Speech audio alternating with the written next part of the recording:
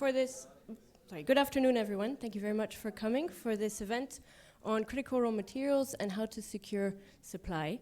Let me start off with some bad news and an apology. Unfortunately, Anne-Marie Trevelyan, Minister of State at the Foreign Office from the UK government, has had to cancel her participation very last minute. She has sent us a little message, which we'll show you to kick off the discussion. And we're very grateful to have Sophie Westlake, Deputy Director of the International Energy Team, which spans both the Department of Energy and the Foreign Office, also at the UK government, to follow up on the comments by Minister Trevelyan. We're also very happy to have Dimitru Fornea, Secretary General of the European Trade Union Confederation. No, sorry.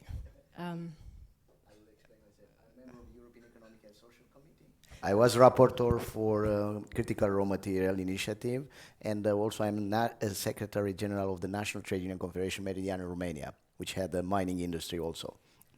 My apologies. So, Secretary General of the National Trade Union of Romania, and I was going to follow up with, you've been following the critical raw materials file at the European Economic and Social Council for many years, and so we're very happy to have your perspective on this question.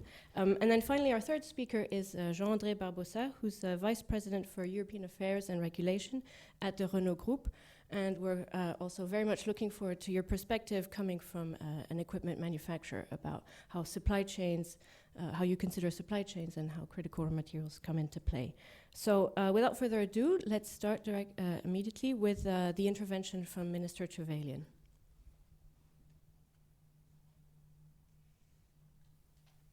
Good morning, everyone. I am sorry that I can't join you today for this important discussion. The rollout of clean energy technologies is the driver for new investment into critical minerals, which are, of course, at the heart of our global efforts to reach net zero. Building this supply chain is the only way to address the climate crisis and complete our sprint towards net zero at the pace our planet needs us to. The UK is committed to making global supply chains more resilient, secure, sustainable, and diverse, working closely with our partners around the world, including, of course, many of you here today. We are particularly keen to increase collaboration with the EU and member states, and I am glad of this opportunity to set out our priorities and how the UK can support our common goals. The publication of the detail for the proposed EU Critical Raw Materials Act is a welcome and important step towards these shared goals. As the EU member states and Parliament review the proposed legislation, the UK is keen to work with you. We are keen to discuss the impacts of provisions as the policy develops, and we look forward to hearing more from the Commission on the design and purpose of the proposed Critical Raw Materials Club. It will be important to build on existing international initiatives, bringing together producers and end users. We also hope the club will foster cooperation to allow resource-rich developing countries to keep more of the benefits in their own countries, one of the great frustrations to date as a few countries have taken all the processing value. The UK has significant strengths when it comes to critical minerals. This includes our industrial capabilities, academic expertise, and the City of London as the centre of global mining finance. Allow me, if I may, to reflect on these in a little more detail. The UK is proud to be home to some major players, including British chemical company Johnson Matthey, the largest secondary refiner of platinum group metals in the world, and one of the only companies with the facilities to recover iridium and ruthenium. This is coupled with significant academic, research and development expertise across mining, geology and engineering, as well as monitoring and stress testing supply chains. The British Geological Survey is a world leader in research that underpins policy making, regulation and responsible investment. The UK is also a global centre for mining finance and metals trading. The London Metals Exchange is one of the biggest in the world, with a large and influential community of traders, investors and advisors. So the UK is well placed to convene dialogues between mining finance and metals trading communities, supporting the development of structured, effective markets that can deliver resilient and responsible supply chains right across Europe. We are also leading in promoting ESG performance in global mineral supply chains, driven by our mining investor community. UK companies are leading the way in remote monitoring of ESG performance through sensors and satellites.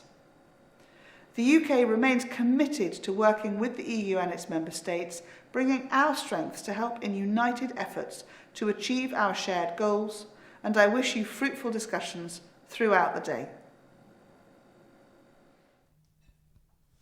Excellent. I think this was an excellent way of setting the scene. And particular topics that I hope we're going to come back during the discussion are, for example, the Critical Raw Materials Club, access to finance, but also the thorny issue of maintaining ESG standards. So before I start the panel, I just want to remind our online audience that they can post their questions on the Slido platform. So you go to the website sli.do, and this event is under the hashtag raw materials, and then you post your questions, and I'll ask them to our panelists.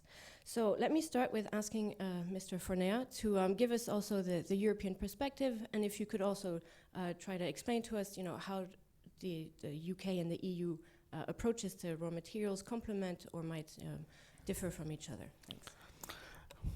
Hello. Thank you very much for invitation and a wonderful initiative of Bruegel. What I want to stress from the beginning, we start this discussion in 2008 with the Critical Raw Material Act. Here with us in the room, it's Euromines director, Mr. Rolf Kubi, was Corinna Heberstreit at that moment. We discussed with Mr. Verheugen, and the initiative developed after that was the partnership on raw materials, innovation partnership on raw materials, and we arrive now to the core of the problem, the critical raw materials. We are, from our perspective, as member of the European Economic and Social Committee and rapporteurs on this theme, non-mining energy in Europe, the processing of the mining waste and tailings, this issue of the innovation and the geological surveys and mining intelligence, we are now in the most highest point of intervention from the European Commission and the European institution. From our point of view, it's a good step forward, but now remains to see which kind of mechanism we will have for the benchmarks to be respected. And I remind you the benchmarks, because we have it at least 10% of the EU's annual consumption for extraction, 40% at least for the EU annual consumption for processing, at least 50% of the EU's annual consumption for recycling, and no more than 60%, and attention here, of the Union's annual consumption of each strategic raw material at any relevant stage of processing from a single third country. Just in the case of China, you will see that for rare earths we have a big dependency on this market. Look what is happening here, and these are the data of the Commission. So it's clear that in case of China and some other republics, you see iridium in South Africa, you will have to implement measures to reduce dependency. I prepared this slide just for you to browse, because we don't have time to enter in the more details why we arrived to this discussion about critical raw materials and what we should do. Normally, we should start to think a little bit what we do with the Global Gateway, in which way will be used to help our efforts in this direction. You know that you have the Belt and Road Initiatives, which is already weaponized by the Chinese authorities. We don't intend to do the same thing with the Global Gateway, but I think it's a good opportunity for us to start to work on this initiative, to start to work with civil society organizations, but mainly with the businesses. And recently we've been in Argentina. We discussed with the people from Salta region, lithium mine, Eramet company, French company, but unfortunately will not be able to process these minerals in Europe and neither in Argentina. So the critical raw material issues should be in a way or another linked with the industrial policy of the European Union, and of course with the Green Deal and other concerns regarding the greening of the mobility and so on. But not forget the principle in this fight, because will be a hard time for us. We set up these principles and are very ambitious, but the externalities will be in the same measures. Internalization of the external cost, it's a real challenge. Look what's happening in Bayan Obu. electronic communication industry. It's coming, penetrating anywhere. We'll need more and more these critical raw materials for green energy, for electromobility, and afterwards data, what the representative of His Majesty said before, the United States Geological Services, they have data. Look what's happening in Bayanobu in Africa.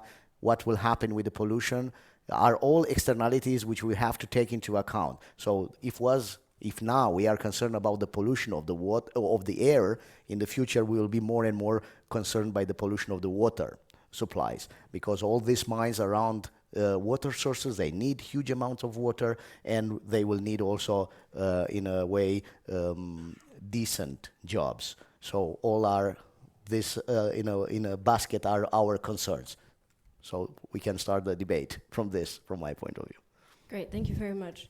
So now let me give the floor to Jean-André Barbosa to give us a bit more of the private sector perspective on exactly how, as a company placed towards the end of the supply chain, focusing on end consumers, how do you see your dependencies or the risks that come in through the supply chain? And I think for the issue of critical materials, it's particularly relevant because we're talking from mining to processing, as mentioned, but then also further down the line, manufacturing stages until we get to final products. Good afternoon. Thank you very much. I would not have the ambition to speak for the whole private sector, so I will limit my scope to the scope of my group, of Renault Group. This year, by the way, Renault has the presidency, or is having the presidency of the European Association, the ACER. So these are subjects that we're following quite closely, but today I'm talking really as Renault Group. For those who don't really have an idea of the size of my group, we're talking about between 100 and 110,000 people, present in 35 countries, turnover of 46 billion euros, and more than 2 million vehicles. It's a brand that you must all know because cars are part of our lives, and the automotive sector is today into a major transformation, probably the biggest transformation in a century of its business. This, of course, when you go into such a transformation and at such a scale, it means a lot of risks. Risks are today everywhere and at each step of the supply chain, to the extent that more and more we are really focusing on specific business drivers for each of the activities, and Renault has created a dedicated special part of his business dedicated to electrification and electric vehicles that we call Ampere. This introduction done, very important to say that Renault was actually one of the pioneers of the electric vehicle in Europe already in 2011, 2013, with the Kangoo, with the Zoe that you all know, and so we have been quite early in the process. So we have not discovered the risks on the critical raw materials on the supply chains today. We have been working quite a lot on them. Now, trying to give you a cartography of all the risks on the critical raw materials, I think is not the purpose here, and it would be extremely difficult in 5 minutes. I would like to tell you that we fully agree that one of the main risks, and where we will need actually the help of public policy, is to be able to develop the value chain in a responsible, sustainable way. When we have a supplier of different materials, each supplier has to sign the CSR declaration, that we afterwards audit in order to make sure that the values which we, as human rights, the ESG values are respected. This is something which is, we have an understanding of this, but the issue is that in the countries where we're looking, and in the mining industry, in the countries we're looking for the minerals, then you don't have necessarily this understanding of this ESG. So we need really policies to be recognized everywhere, and to be actually taught, learned, brought into all the parts of the value chain also in other countries. And this is something our CEO is defending quite a lot, is the ecosystem approach. We have a responsibility as a big OEM to carry out an ecosystem approach and to be able to bring progress in terms of ESG to this side.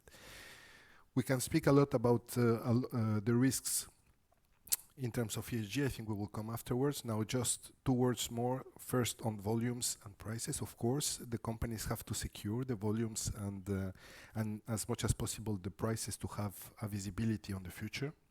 But raw materials and critical raw materials, take the lithium, is not like gas or oil. It's not something that you can stock for years because the lithium will oxide in less than 6 months, taking an example.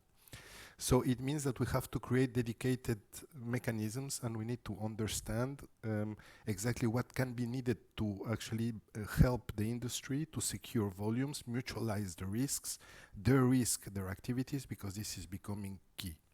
Why it is becoming key? Because let's face it, Europe is lagging behind in terms of the development of the electric vehicle value chain.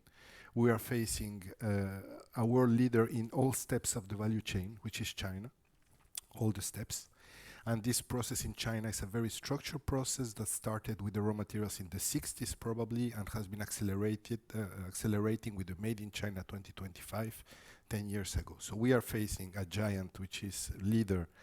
The electric vehicles, you have 10 million electric vehicles sold in China. It's more than 2/3 of the whole world volumes. And on the other side, you have the United States, who have seen that they are lagging behind very much, and they have said, okay, let's take a pragmatic view, and let's put in place all the incentives so that we're sure that the value chain will develop on our soil. And as my CEO says as well, in Europe we tend to regulate, and piling regulations, you cannot call that a strategy. So I would say that this is also one of the main risks we're facing. Regulations are piling, but there is no strategy, probably because if you read the Articles 3 to 6 of the Treaty of the European Union and you look what are the competences of the Union in terms of industry, you understand why we are piling regulations and not having an industrial strategy. But today, this might be something we want to reflect on, is the real place of industry in our European society. So this would be my introductory remarks to contribute afterwards on real specific and quantified risks on the industry. So now let me turn to Sophie Westlake, and I'll also give you a few minutes to jump back on the comments that you just heard, and I actually want to pick your brain a little bit on the concept of having an industrial strategy, and how does the UK approach the sort of the domestic side of the question, and to kind of build on the some of these benchmarks that are in the European Critical Raw Materials Act of this 10% of mining, 40% of refining, 15% of recycling. Is that also part of the reflection on your side? Yeah, thank you. Well, the first thing to say is that I'm sorry you don't have a minister. I know that Anne-Marie Trevelyan was very sorry not to come. This is an area she's keenly interested in. Indeed, we can hardly stop her from going to speak at everything about critical minerals, so genuinely disappointed.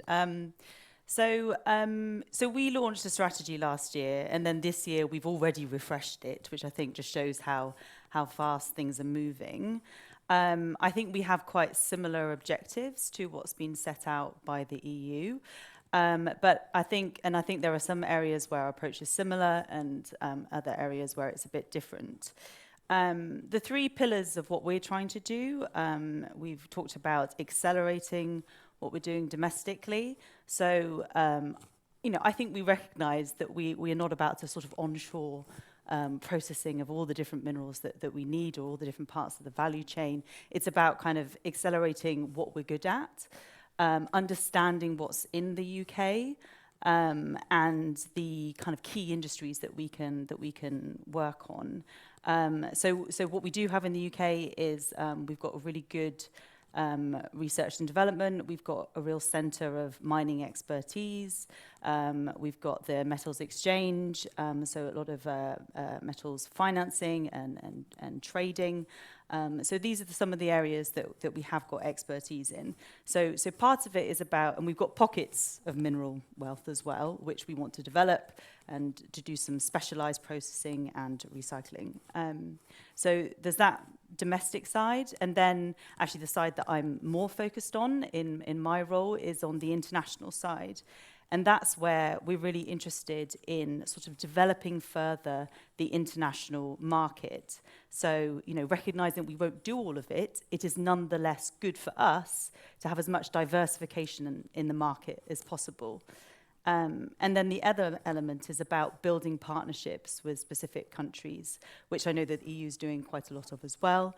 So we've worked with different countries around the world. We've concluded partnership deals with, for example, Kazakhstan. Oh, my microphone started falling off here. But is that all good? Yeah, so building those partnerships with other countries where we think there's a real opportunity for us to kind of provide what expertise and capacity building that we can, and also to sort of enhance our trading relationship. So as I said, we've worked with Kazakhstan, we've worked with South Africa, we've worked with Saudi Arabia, talking to Japan, also, as announced this week, some initial discussions with the US. So I think those are areas where, you know, quite similar to the EU, and then there are some other areas where you know, we haven't set these targets, for example, and I think we're sort of still in an exploratory phase this year as well in reviewing sort of our domestic program and anything else that might be needed. I'll leave it there, and hopefully someone can help me with the microphone.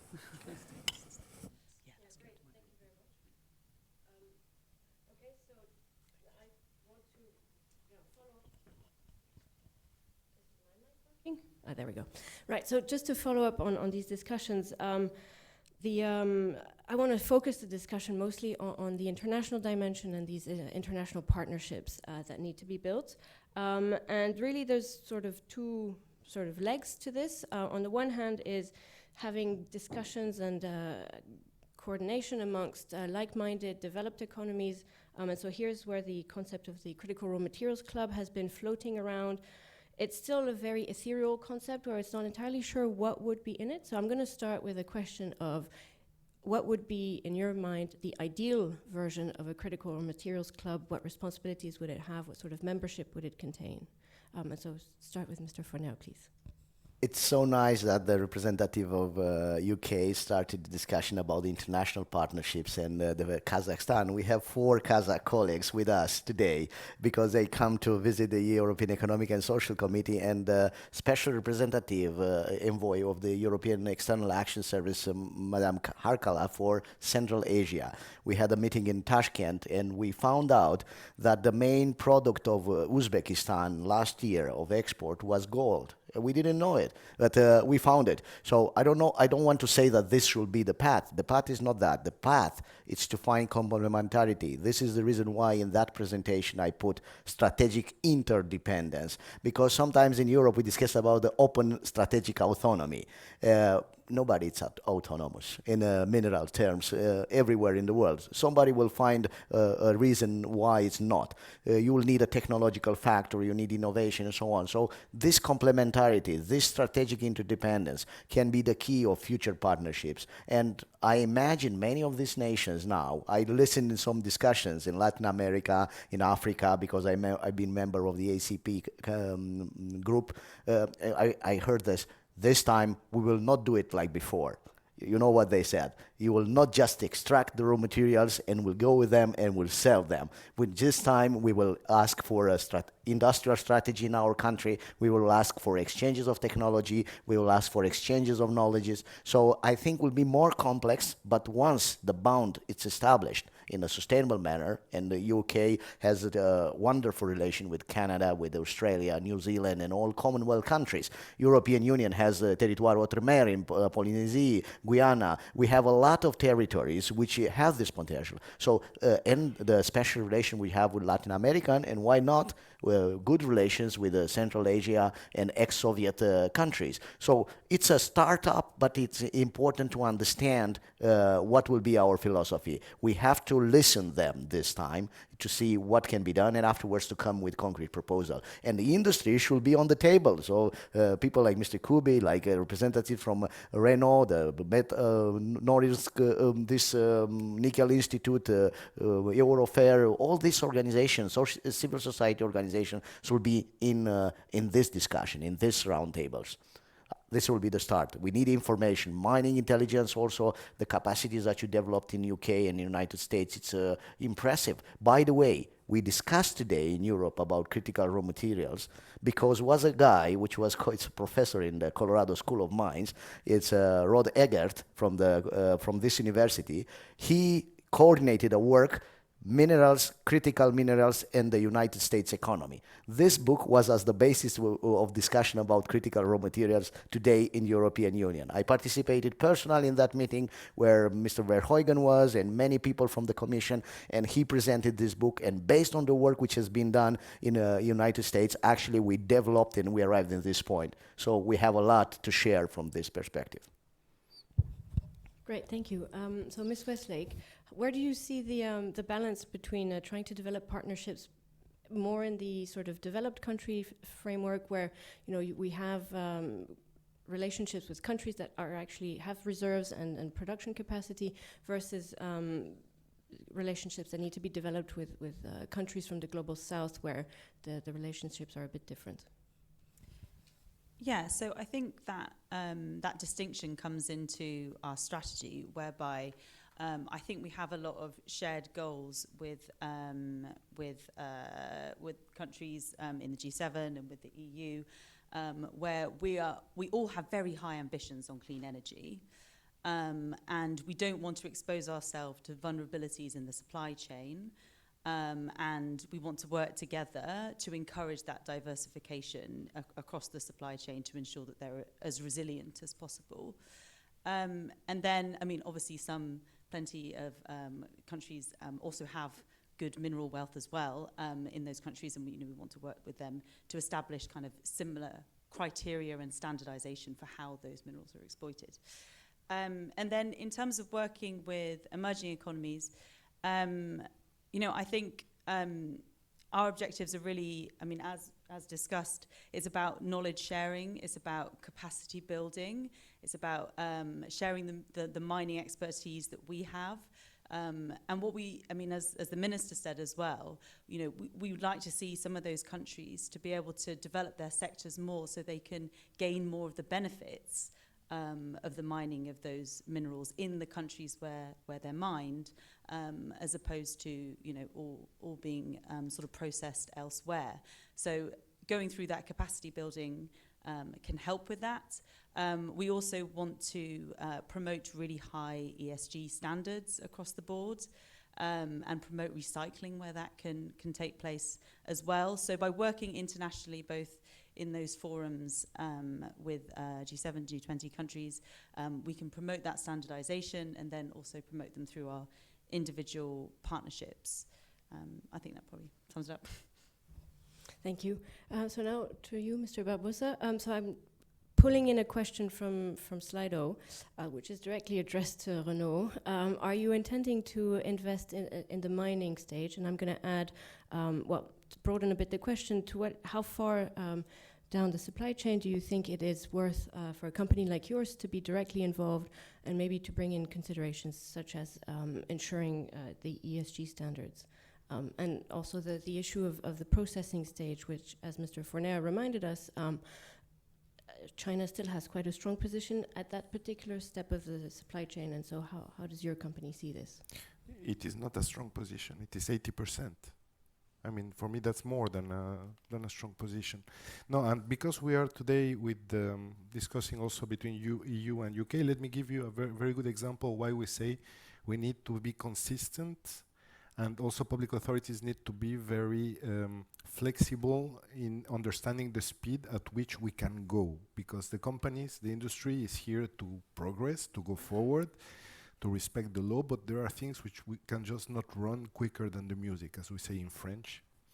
This is an example of the rules of origin for electric vehicles in the FTA between the EU and UK. Maybe you know that as from 1st of January 2024, a Megane E-Tech produced in Douai, 2 hours on cars from here, will not qualify anymore as a European vehicle for exports to UK and will be subject to 10% duty. Why?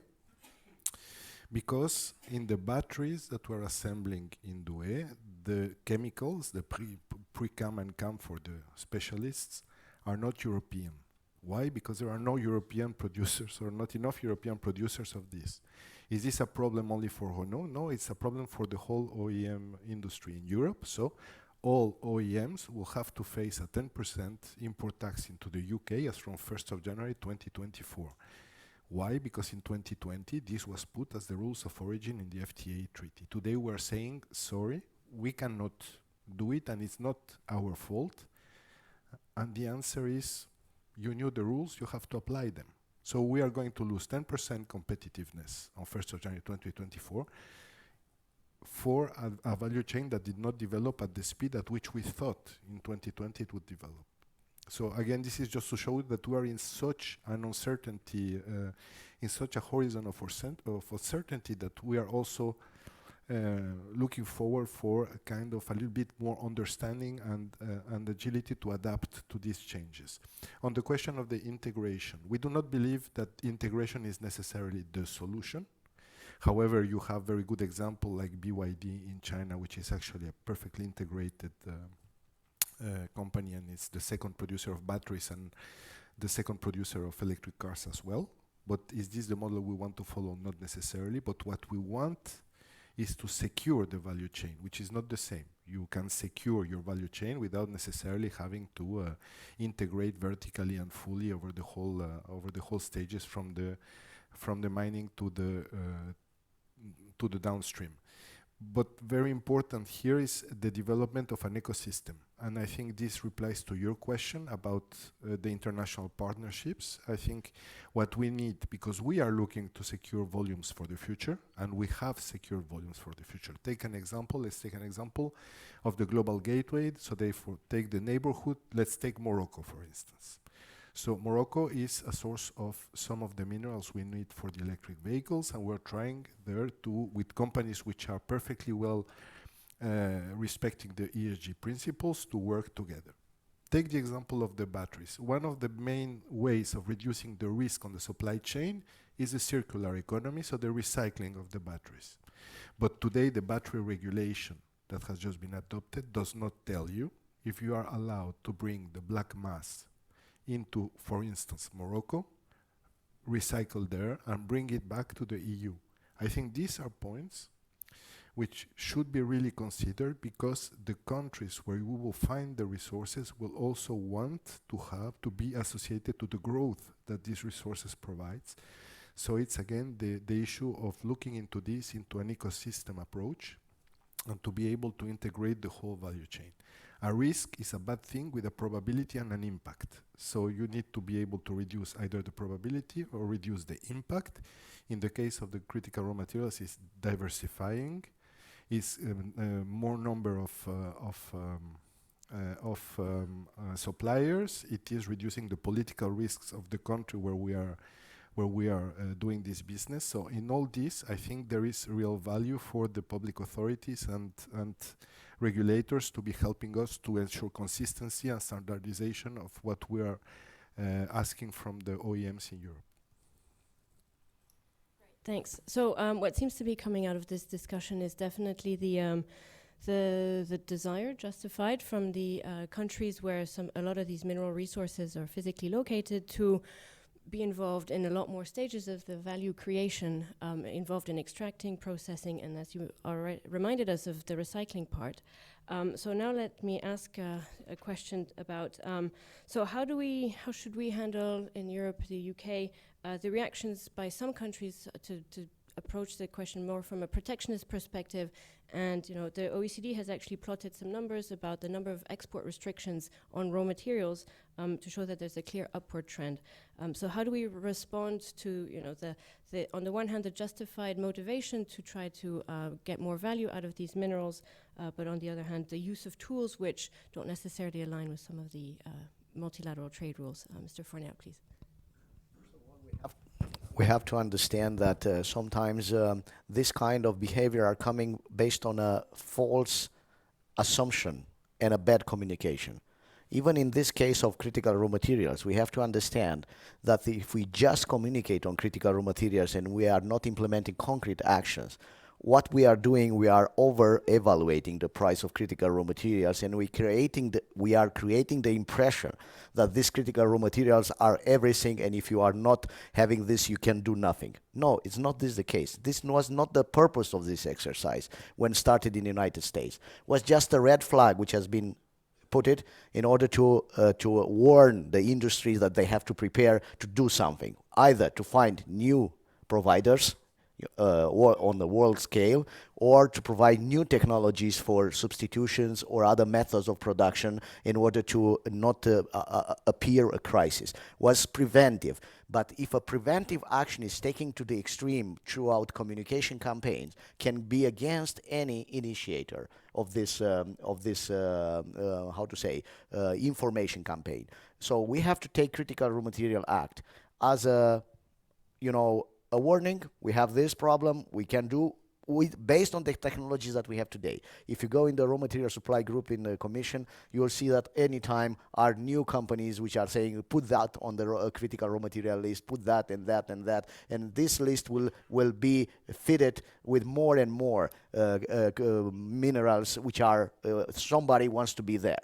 Not this is the point. The point is communicate well, to create interdependencies, to create reciprocity, mutuality, and to inform these countries what really can be done and which are the real conditions, because you can have these raw materials, but you not can keep it to do nothing with that. Because in the case of Zaire, let's imagine how the Congo can, Democratic Republic of Congo, can better use this. First of all, we have to take care about all these principles and values and how we can help them effectively to exploit better these resources. But to say that from tomorrow you will not exploit that resources, you will have a big problem. Because all these people which are living in those conditions there will be in an even worse situation. And we have the problem of the intermediaries. The intermediaries, which are big companies, I don't say names, they know, they benefit from this narrative. Because when you say that something is critical, it's high prices, over-evaluation, so overinflating the price of critical raw materials. So European Union, UK, United States, and other actors like China, they have to look a little bit on these aspects, how you can, you should do this policy not to escape of control of our authority in a certain manner. Because what is the purpose of these critical raw materials? Is to ensure raw materials for industry, to create jobs, to create prosperity, and to protect environment. So the scope, it's societal and environmental. It's not necessarily the critical material per se, wherever it is. So protectionism is not an easy thing, but with the proper communication, with proper political actions and proper partnerships, I think can be ameliorated this situation. From this perspective, developing with others. If China doesn't want it, we have Argentina, we have Canada, we have Australia, our other partners all over the world. We should, our Kazakhstan, we should do this. In Kazakhstan, they have 100 billion euro invested in Kazakhstan, are Dutch investment, which are more than Chinese and Russian investors altogether. And these Dutch investments are more in oil, mineral, and other extractive industry. So it is possible. If Kazakhstan find a way, are other countries which will also want to cooperate with us. So Ms. Westlake, the same question for you about how do we use trade policy and trade instruments, and especially in the face of countries that have these protectionist tendencies? Yeah, so I agree, it is a problem in some instances, and we have seen countries turning to protectionist measures.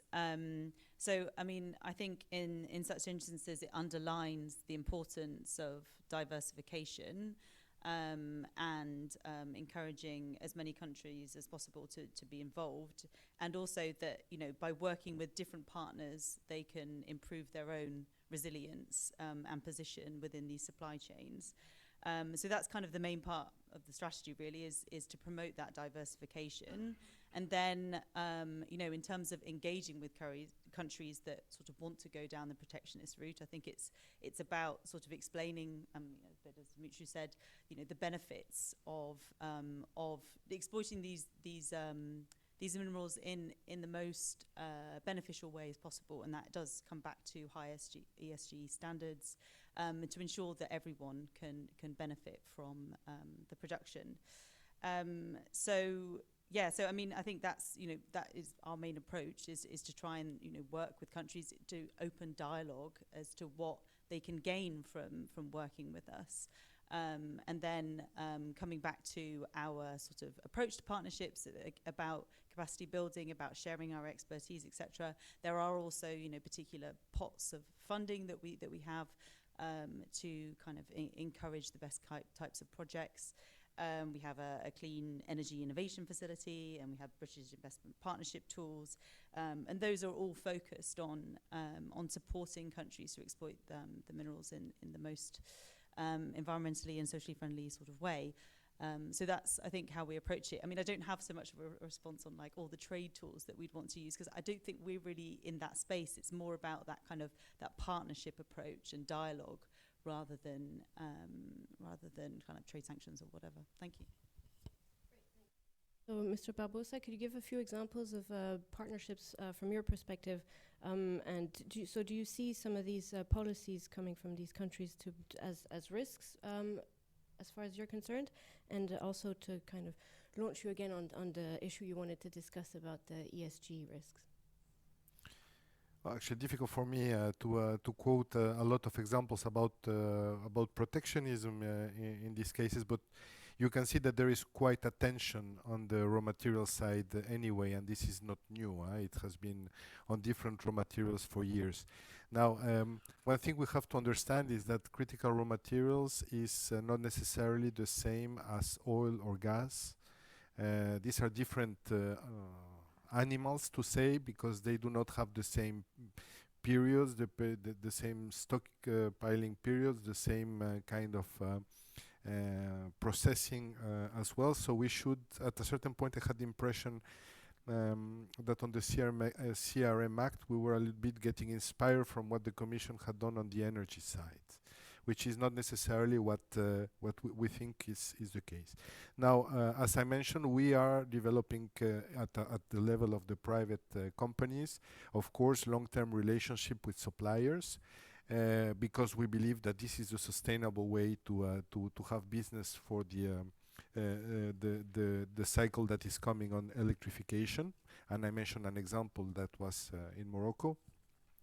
However, we also see that in some cases there are aggressive behaviors from other countries, or companies from other countries which have more dominant positions, who are ready to bet on the fact that if they take the whole stocks which are available, then of course the others will not have, and since they master as well a little bit the downstream industry, then they will be able to get all this back in terms of prices plus the dominant position. And these are practices which we believe exist, and we have to be very careful because at the end this could be an issue of strategic autonomy and independence for the EU industry. So this we say in terms of commercial practices, yes, you can have very aggressive practices, not at state level but at company level, which happen.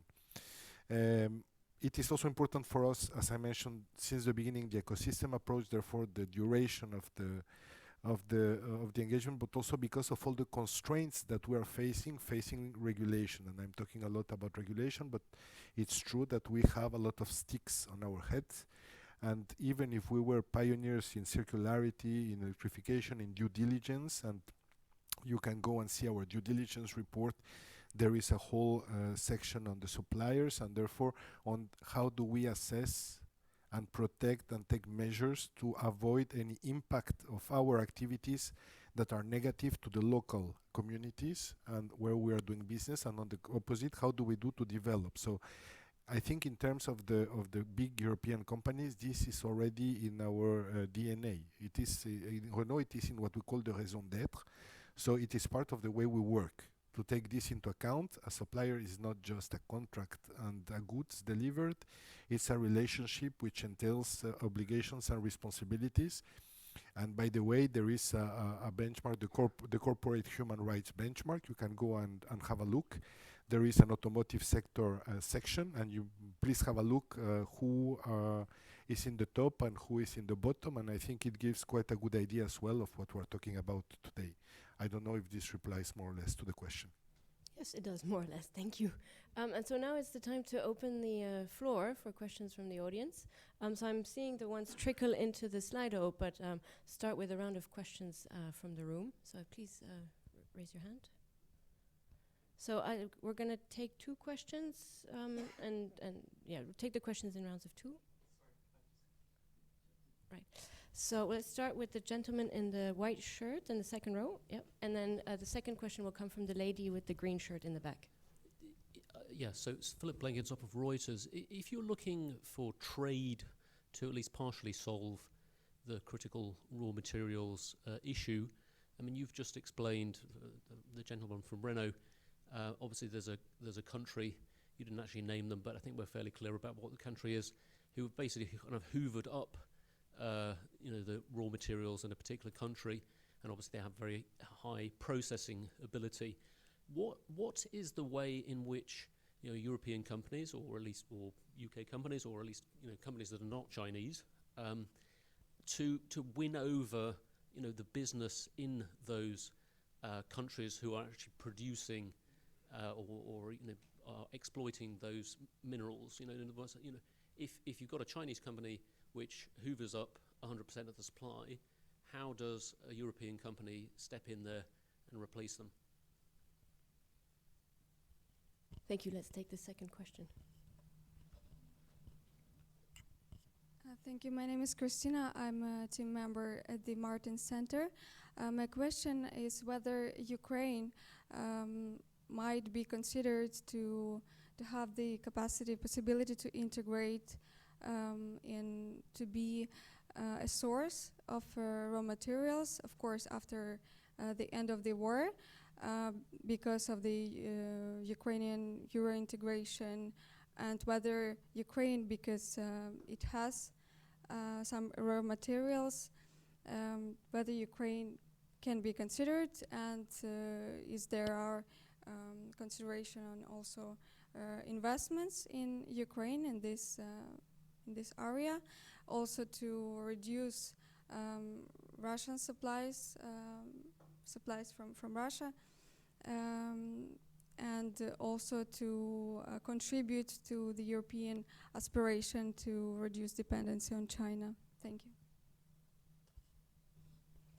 Okay, I'll give the floor to Mr. Barbosa to answer the first question, and if you want to also comment on Ukraine, and then I'll ask our 2 other speakers for that. Well, on the first question, I think you underline a very fair point. I mean, what I'm saying is facts, right? I've not said anything but facts.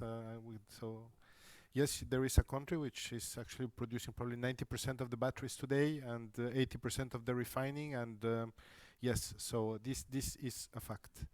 Now, what we want today is to ensure that we in the EU or at least that we have secured, I'm talking about Renault, a big part of the supply chain, and we are decided to relocalize the production of electric vehicles to France.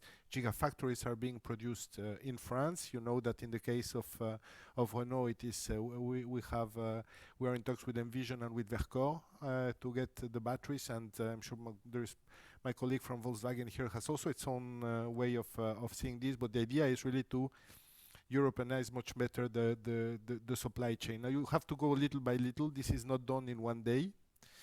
What we really need is to have a level playing field at the end of the day. So it's not about protectionism. It is about a level playing field in these activities. Investments will be needed. Incentives will be needed. A lot of things will be needed. What we need is not only to get the constraints, not only to power regulations, but to really see in a proper, consistent way how to go forward. Because yes, we are starting we're starting late. That's for sure. So refining, yes, we can do, but there are other issues on the refining. On the raw materials, as I mentioned, we have secured. Companies are securing little by little. To give you another example, there are companies in the EU producing some of the critical raw materials that have already their orders full up to 2027, 2028.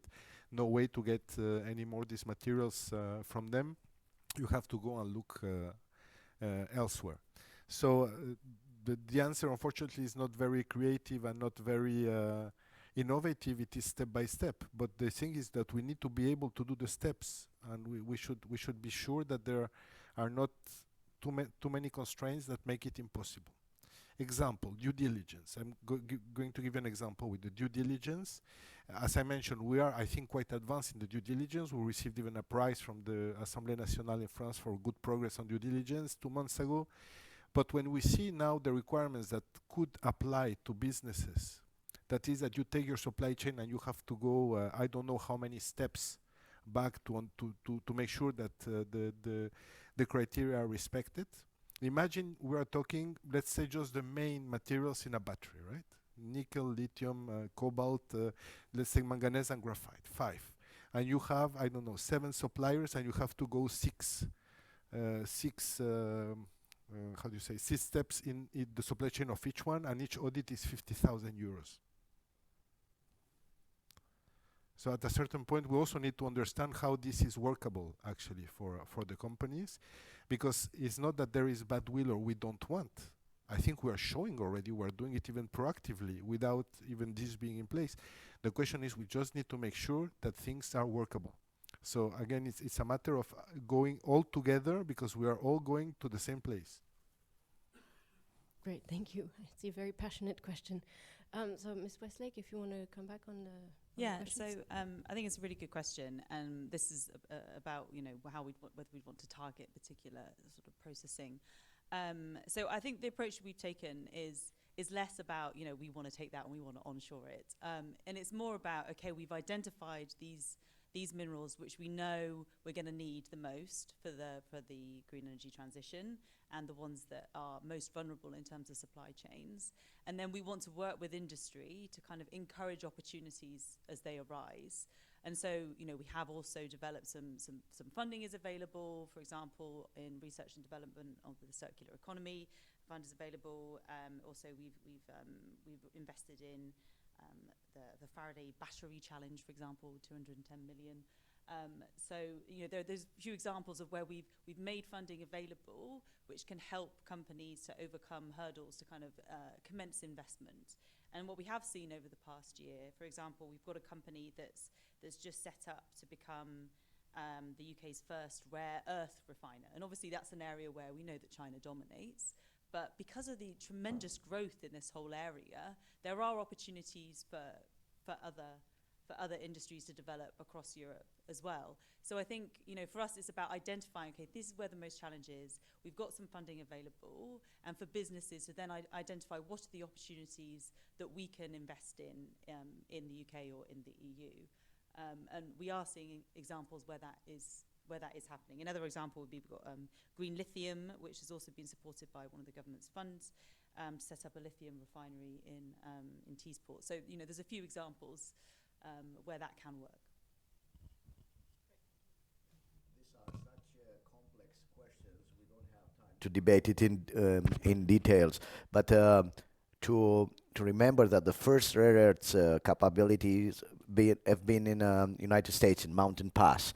Afterwards, we know that in Canada and Tor Lake area are also other capabilities, but we didn't went further because European companies, and not only Japanese and South Koreans, they chosen to go to Bayanobu because they had been granted, they've been attracted in a way like in a trap, and they are there. It will be very complicated to exit from that area without a disruption on the global market.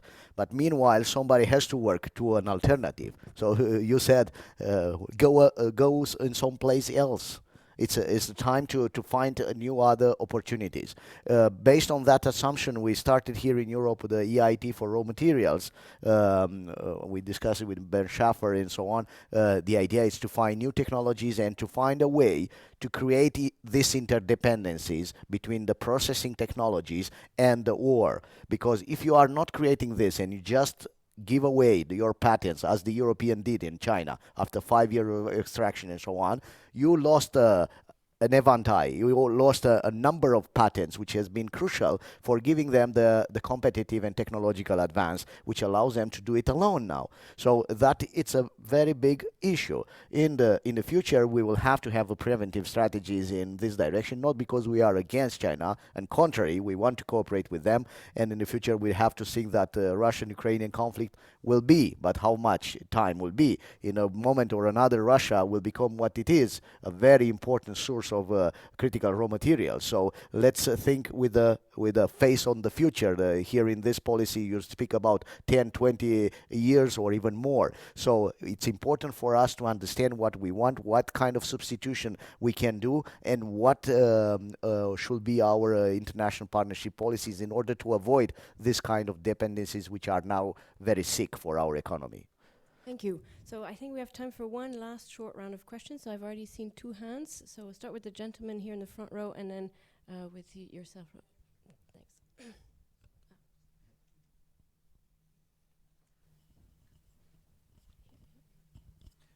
It's more a kind of complement to the discussions, because I think one element is key, looking at the challenges ahead of us. The Critical Raw Materials Act is a paradigm shift, and it's time to act. So that we source from third countries, which is an element inside of the act, but also that we demonstrate that mining in Europe is possible, and that we can link the Green Deal to industrial activities and mining activities. Because if we can't demonstrate that we can perform in mining along the line of ESG ambitions and the Paris Agreement and the decarbonization agreements, which most of my companies have already subscribed to, then how should the rest of the world be able to prove that they can work along the ambition of the Green Deal? So we need to start to demonstrate that mining in Europe is possible, and our industry, my sector, is committed to do so.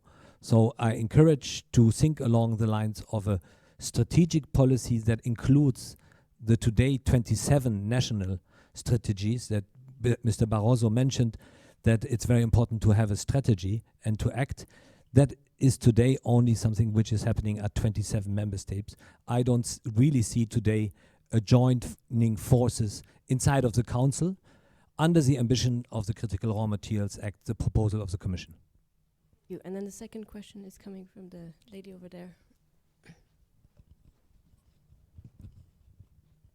Yes, thank you. Thank you very much. My name is Lori Haitayan, and I'm the MENA director at the Natural Resource Governance Institute, but based in Brussels. So watching and looking what the EU is doing with the MENA and the North Africa, etc., when it comes to the Green Deal and the green energy and the energy transition. So my question is, so basically, what we are seeing is this rush from the European companies to go find new resources, or from the government as well, to go find new resources in resource-rich countries. And there is this competition, like the elephant in the room, which is not the elephant anymore, is China and the competition with China. So the fear is, like, with this competition that is happening, how much are the host countries or the resource-rich countries are going to be tough in a way, not that to serve their countries as much as like to serve some special, some interest in the country, and like to talk about corruption, let's say. So the idea is like, how is it possible to prevent corruption even in that?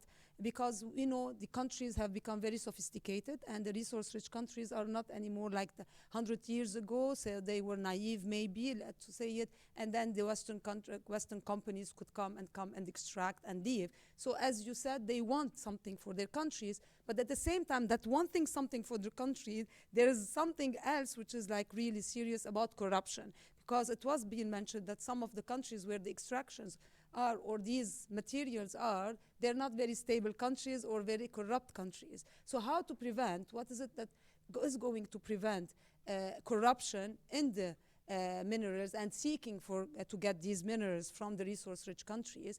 And my other question is, we're talking always that maybe these new policies that are being set are putting some companies at disadvantage because their product will become more expensive and not competitive, as you were mentioning. But at the same time, we're talking about the Green Deal, but we're not talking about the green citizen, because I think And correct me if I'm wrong, but there are some citizens who are willing to pay more if it is really like responsibly done or green, etc. So is that correct, or it's just a perception and small percentage of people, like the green citizens, that are willing to pay more to get something that is really that serves that ideology of the Green Deal or the green the energy transition? Thank you very much. Okay, so quite some long questions that touch on many issues. Unfortunately, we're already out of time, so I'm going to give each panelist a few minutes to both answer the questions and give some concluding remarks. So let's start in the order with Mr. Fornea. And the domestic supply, because I am coming from Romania, so I know a little bit about that in a way or another. We had a lot of projects which has been stopped because of lack of the good governance in our country, and maybe including due to corruption, but I have no proof to say it. Because it's always like that, you know, when you see an interest, it's appearing a lot of groups and so on, it's a fight, and at the end, the people which are in the area, they are not able to benefit. But we have very good example in Europe, like in Sweden, like in Spain, like in Bulgaria, for example, which was a better situation like in our case, where this operation has been developed, and they have now smelting capabilities, they have an industrial and so on. But in general, in Europe, we have a problem with the industrial policies. The people are not ready, not prepared to take this on board. We need to make more education, more awareness raising. But yes, we have in Europe a lot of resources which can be used responsible under European law, attention, which it can be much better. And in sense of the corruption, are only diplomatic tools which you can implement, and this is the reason with the due diligence at the sixth, stage of verification, because you want to be sure that is not another actor which takes benefit from a ban which we put to them, and afterwards it's coming somebody else, is buying this and it's selling to you as a genuine raw material. So it's a complicated issue, but diplomatically can be solved. You know, are some methods. UK applies this. United States with you remember this act which has been promoted by them, I don't have now the name, in Africa, which didn't allow to export minerals if are for a conflict mineral area. So are many Kimberley process and others, are methods and ways to do it, but we need to implement it very soon, this, and to have more data, more traceability. Thank you. Ms. Westlake, answers and concluding remarks all in one, please. Yeah, I think, is this on? Yeah, so my answer to that final question is actually fairly straightforward, in that I think promoting those standards is part of what we're doing in international fora. So there's this mineral security partnership which was initiated by the US, but that is a forum for countries to come together and discuss standards. And as I talked a lot about ESG already, but the G is very much about governance, and we want to promote good governance. And I think that's the key tool that we are seeing as the means to address that as best as we can. In terms of final remarks, I think I'd just say, which I don't think I covered earlier, that we are really pleased to see this initiative from the EU with the Critical Minerals Act. I think we're keen to see how the idea for the club shapes up. But really good to see for the time being that it seems to be quite an open initiative and is still in the process of being shaped. I think we have very similar objectives in this area, and I think diversification in general is good. So it's an obvious area where we can cooperate to kind of promote the standards that we want to see, to promote diversification, and to work together on something that ultimately is our shared goal to enhance the clean energy transition. So final remark would be, we want to see the club not duplicate things that we've already seen, but kind of provide something new. And I think a key way of doing that is to make sure that we bring other countries, from these producing nations into the conversation as well, to understand how we can best help their needs. Thanks. Thank you very much. And Mr. Barbosa, you have the privilege of having the final word, so please, on to you. That's quite a responsibility. So, yes, I wanted to say actually from the last question, it's not that companies are rushing to find, we woke up this morning and we said, I want cobalt. It's because there is a clear goal which has been set in most of the countries, and especially in the EU, saying net zero 2050. So how do we go there? And this has been decided in my sector. Let's go for electrification. Then businesses have to adapt, and we're here actually to do it in a responsible way. And I think my main message from today would be really to understand that the businesses are partners. We should not be seen as someone who wants to fiddle around or I don't know what to do. We are doing the job already for a long time, and we try to improve day after day. So just to say today that I hope I have been able to convey the fact that in my group we have been since the beginning very much involved into responsibility for suppliers, CSR, circularity, all these issues. So we are here to be part of the process. We are here to contribute to the goals. Now what I want to conclude with is that, as I mentioned, you have the net zero, and then you have a lot of dots at kind of the lower level, which are the CRM Act, Net Zero Industry Act, Fit for 55 different texts. And what you're missing in the middle is the thing that puts them all together, what I'm calling since the beginning the kind of the strategy. And I would really call to put consistency into this, to make sure actually that we are really consistent in the way we approach the issue and the goal we want, because I think we're all in the same boat and we will all want to arrive to the same place. Thank you very much. Thank you very much to all our panelists. Thank you everyone for coming today, and thank you to our online audience also for tuning in. And I hope you've learned as much as I did in this panel. Thank you.